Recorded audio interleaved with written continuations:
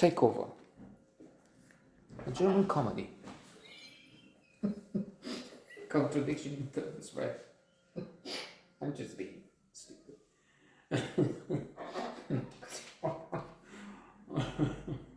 The Germans thinking of 40 Towers. It's the Germans episode. Oh well, this has to be in the Guy Ritchie.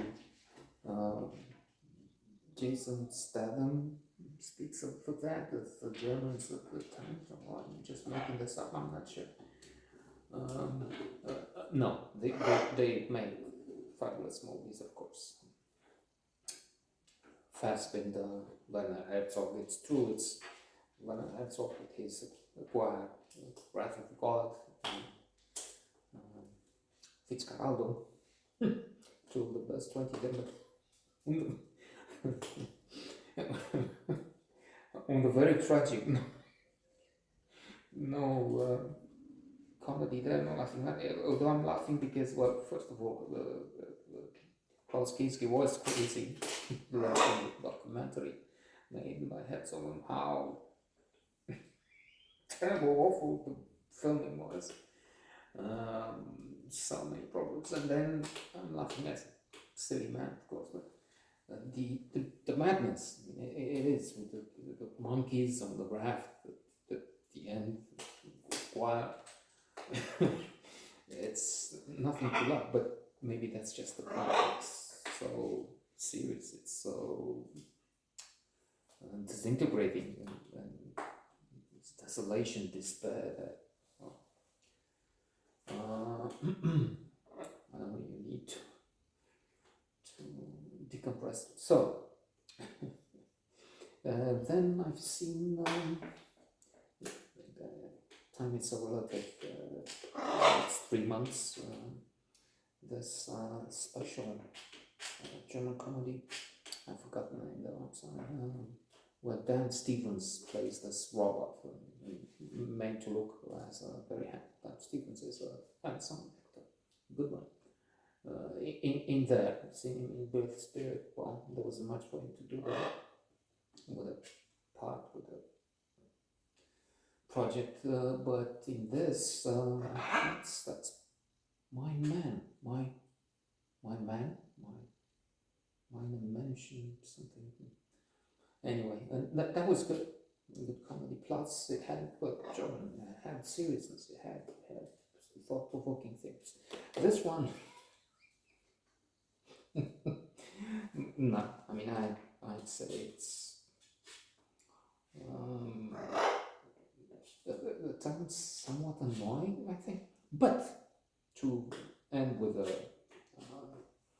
stupid mockery and say, if you're a reasonable, serious German viewer, you have elements to work with. Like, for instance, this message, let's take over. Two German men, Ludwig and Danny, cross paths, and they're like clones. So they change lives. They each take over.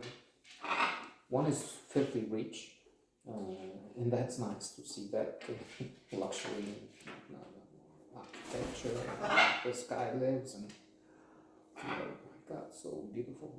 And the top of the range Mercedes and so on. The other one has a family. That is important, and that's we get to the serious business of meditating on this and thinking. Okay, so what's the message? Well, the message is you can be rich and desolate, depressed, unhappy, very unhappy. And you can have a family, a loving family, and then on the contrary, even if you have trouble and you don't have Mercedes, which is now it's 19 to be stupid. Say, fuck family and give me gold. And now, to end with, it's serious, and research somehow confirms what they're trying to put in there to make us realize. So they looked at lottery winners, those who had more than $1 million overnight. They won a big ticket, not the $50, which doesn't make a difference. And indeed, for a few months, we were happier, just like our man in the film, in a way. But then, after a few months of rising well-being, they return to the base level of happiness. So money, wow. I'm again thinking of a comic comment, a quote from H.O. Mencken. Wealth is $100 more for the monthly paycheck, more than your wife's sister's husband. So you have to get $100 because it's in comparison. Let's not get to the test and just finish with.